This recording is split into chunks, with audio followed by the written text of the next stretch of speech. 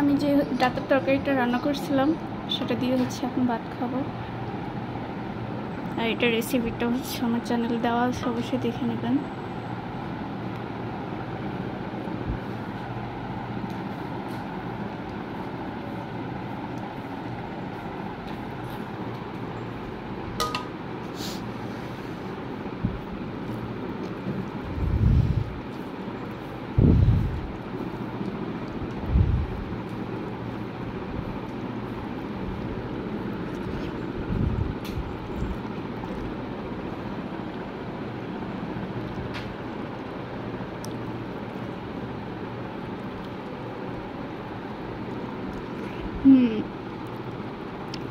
অনেক মজা হয়েছে।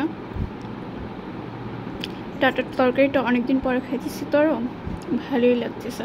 আর ডাটা দিয়ে, রুই মাছ দিয়ে, ডাটা আলু দিয়ে তরকারিটা অনেক মজা হয়। এখানে যদি আরও বেগুন দেওয়া যেত তখন হচ্ছে এটার যে ঝোলটা আছে এটা আরও ঘন হতো, তখন এটা আরও টেস্ট লাগতো।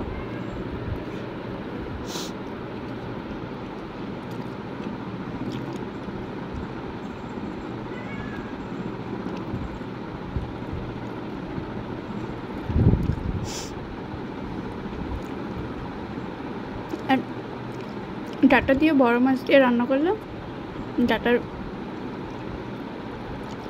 টেস্টটা আরও ভালো লাগে।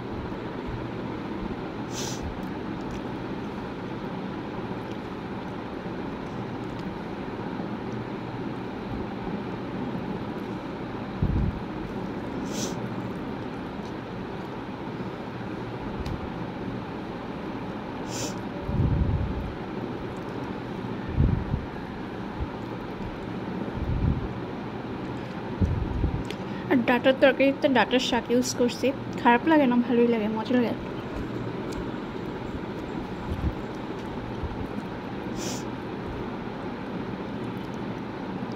আর কমেন্ট করবেন কার কার ডাটা পছন্দ।